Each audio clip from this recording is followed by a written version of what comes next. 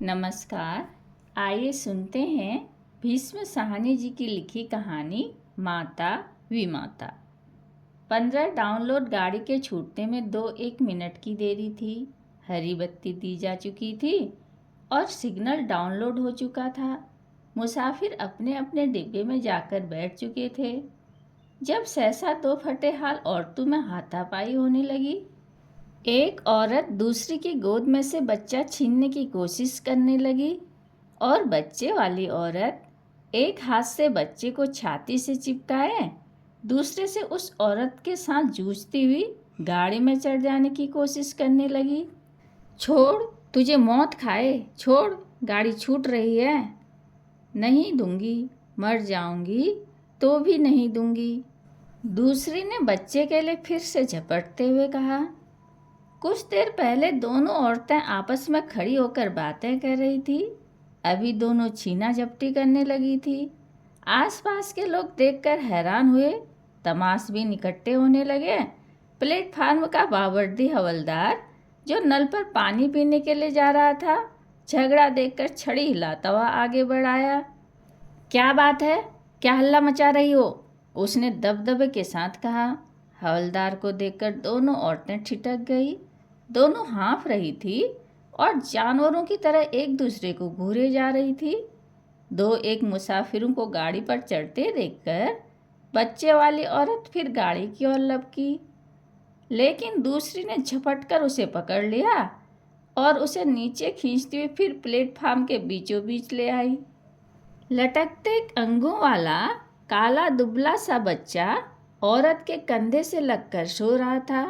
औरत की हाथापाई में उसकी पतली लंबूतरी सी गर्दन कभी झटका खाकर एक और को लुढ़क जाती, कभी दूसरी ओर को, लेकिन फिर भी उसकी नींद नहीं टूट रही थी। मत हल्ला करो, क्या बात है? हवलदार ने छड़ी हिलाते हुए चिल्लाकर कहा और अपनी पतली बेंत की छड़ी दोनों औरतों के बीच खोंचकर उन्हें छुड़ाने की कोशिश करने लगा। जो औरत बच्चा छीनने की कोशिश कर रही थी, उसने अपनी बड़ी बड़ी कातर आंखों से हवलदार की ओर देखा और तड़प कर बोली, मेरा बच्चा लिए जा रही है, नहीं दूंगी, मैं बच्चा नहीं दूंगी। और फिर एक बार वह बच्चा छीनने के लिए लपकी। गाड़ी छूट रही नासपीटी, छोड़ मुझे, बच्चे वाली औरत ने चिल्लाकर कहा और फिर गाड़ी के डिब्बे की ओर जाने लगी। हवलदार ने आगे बढ़कर उसका रास्ता रोक लिया। इसका बच्चा क्यों लिए जा रही है? हवलदार ने कड़क कर कहा। इसका कहाँ है? बच्चा मेरा है। वह कहती है मेरा बच्चा है। बोलो, किसका बच्चा है? मेरा है, दूसरी छोटी उम्र की औरत बोली और कहते ही रो पड़ी। रूखे अस्त व्यस्त बालों के बीच उसका चेहरा तमतमा रहा था, लेकिन आंखों में अब भी डर समाया हुआ था। बदहवास और व्याकुल वह फिर बच्चे की ओर बढ़ी।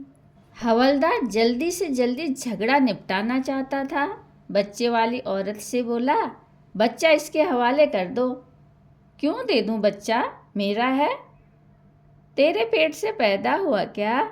बच्चे वाली औरत चुप हो गई और घूर घूर कर दूसरी औरत को देखने लगी। बोल, तेरे पेट से पैदा हुआ था? हवलदार ने फिर गुस्से से पूछा। पेट से पैदा नहीं हुआ तो क्या? दूध तो मैंने पिलाया है, पिछले 7 महीनों से पिला रही हूँ। दूध पिलाया है तो क्या इससे बच्चा तेरा हो गया? बच्चे को जबरदस्ती ले जा रही है। जबरदस्ती क्यों ले जाऊंगी? मेरे अपने बच्चे सलामत रहें, इसी से पूछ लो। डायन सामने खड़ी है। फिर दूसरी औरत को मुखातिब करके बोली, कलमुही, बोलती क्यों नहीं? मैं तेरे से छीन के ले जा रही हूँ। हवलदार जी, इसने खुद बच्चे को मेरी गोद में डाला है। यह तो इसे जनकर घूरे पर फेंकने जा रही थी। मैंने कहा कि ला, मुझे दे दे, मैं इसे पाल लूँगी। तब से मैं इसे पाल रही हूँ। यह मुझे यहाँ छोड़ने आई थी, यहाँ आकर मुकर गई। हवलदार दूसरी औरत की ओर मुड़ा। तूने इसे खुद दिया था बच्चा? युवा औरत की बड़ी बड़ी उद्भ्रांत आंखें कुछ देर तक दूसरी औरत को देखती रही, फिर झुक गई। दिया था, पर बच्चा मेरा है, मैं क्यों दूँ? मैं नहीं दूंगी। और निस्सहाय सी फिर दूसरी औरत की तरफ देखने लगी। पहले जो आंसू आंखों में फूट पड़े थे, घबराहट के कारण फौरन ही सूख गए। तूने दिया था तो अब क्यों वापस लेना चाहती है? कातर नेत्र फिर एक बार ऊपर को उठे और उसका सारा बदन कांप गया। यह इसे परदेश लिए जा रही है। और कहते कहते वह फिर रो पड़ी। मैं सदा तेरे पास पड़ी रहूं? बच्चे वाली औरत बाहें पसार पसार कर आसपास के लोगों को सुनाते हुए बोलने लगी। मेरे डेरे वाले सभी चले गए हैं। यह मुझे छोड़ती नहीं थी। कहती थी 10 दिन और रुक जा, फिर चली जाना। 5 दिन और रुक जा, चली जाना। कहते कहते महीना हो गया। मैं यहाँ कैसे पड़ी रहूं? आज गाड़ी चलने लगी तो कल मुही मुकर गई है। यह तेरे रिश्ते की है? हवलदार ने पूछा। रिश्ते की क्यों होगी जी? यह काठियावाड़ की है। हम बंजारे हैं। तू गाड़ी में कहाँ जा रही है? फिरोजपुर जी। वहाँ क्या है? हम बंजारे हैं। हवलदार जी, पहले हमारे लोगों ने यहाँ ज़मीन ली थी। पूरे 2 साल हलवाई की है। अब हमें फिरोजपुर में ज़मीन मिली है। हमारे सभी लोग चले गए हैं, पर यह मुझे छोड़ती नहीं थी। हवलदार दुविधा में पड़ गया। एक ने जनकर फेंक दिया, दूसरी ने दूध पिलाकर बड़ा किया। बच्चा किसका हुआ? तेरा घरघाट कोई नहीं है जो अपना बच्चा इसे दे दिया। तू रहती कहाँ है? हवलदार ने बच्चे की माँ से पूछा। यह कहाँ रहेगी जी? पुल के पास फूस के झोपड़े हैं, यह वहीं पर रहती है। हम भी वहीं पर रहते थे। यह मेरी पड़ोसिन है जी, मजदूरी करती है। इसकी तो नाल भी मैंने काटी थी। बच्चे की माँ उद्भ्रांत सी बच्चे की ओर देखे जा रही थी। लगता जैसे वह कुछ भी नहीं सुन रही है। इसका घरवाला कहाँ है? इसका घरवाला कोई नहीं जी। यह तो मर्दों के पीछे भागती फिरती है। कोई इसे बसाता नहीं। इसका घरबार होता तो यह बच्चे को जनकर फेंकने क्यों जाती? इतने में गाड़ी ने सीटी दी। भीड़ में से छूटकर लोग अपने अपने डिब्बों की ओर जाने लगे। बंजारन भी डिब्बे की ओर घूमी। बच्चे की माँ ने आगे बढ़कर उसके पांव पकड़ लिए। मत जा, मत ले जा मेरे बच्चे को, मत ले जा। कुछ एक लोगों को तरस आया। हवलदार ने दृढ़ता से आगे बढ़कर बंजारन से कहा, बच्चा वापस दे दे। अगर माँ बच्चा नहीं देना चाहती तो तुम उसे नहीं ले जा सकती। हवलदार की आवाज़ में दृढ़ता थी। बंजारन को इस निर्णय की आशा नहीं थी। वह छटपटा गई। मैं क्यों दूँ जी? अपने बच्चे को भी कोई देता है। किसको दे दूँ? इसका घर है न घाट। गाड़ी छूटने वाली है, जल्दी करो। बच्चा माँ के हवाले करो, वरना हवालात में दे दूंगा। हवलदार ने अब की बार कड़क कर कहा। औरत घबरा गई और कर्तव्य विमूढ़ से आसपास खड़े लोगों को देखने लगी। फिर अपने साथिन की ओर देखते हुए चिल्ला कर बोली, हरामजादी कुतिया, यहाँ आकर मुकर गई। ले बेगैरत, ले संभाल। फिर कहना दूध पिलाने को। जहर पिलाऊंगी इसे भी और तुझे भी। 7 महीने तक अपने बच्चे का पेट काट काट कर इसे दूध पिलाया है। और झटक कर बच्चा उसके हाथ में दे दिया और फूट फूट कर रोने लगी। माँ ने बच्चा छाती से लगा लिया।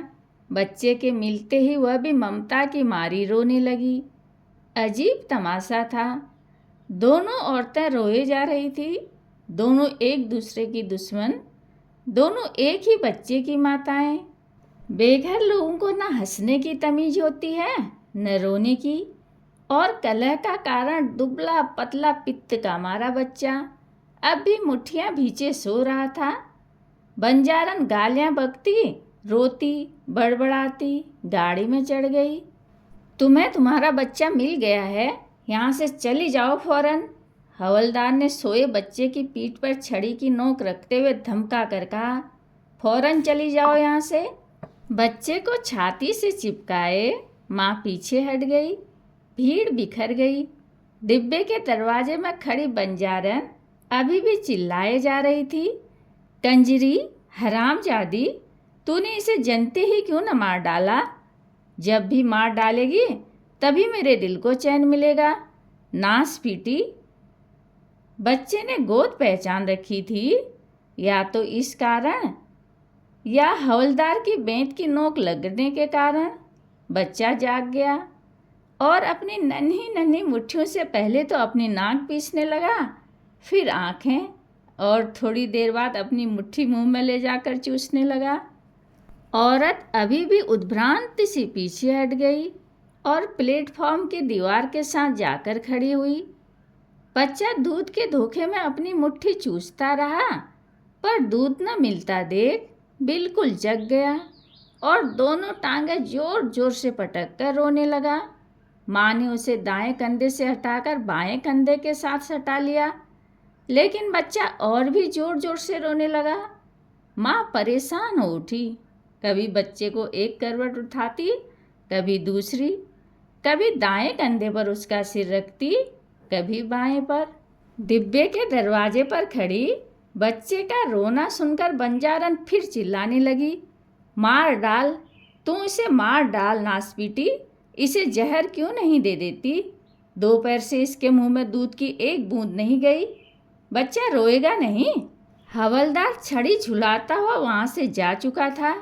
दो एक कुलियों को छोड़कर डिब्बे के सामने कोई नहीं था। दूर पीछे की ओर नीली वर्दी वाला गार्ड हरी झंडी दिखा रहा था। गाड़ी ने सीटी दी और चलने को हुई।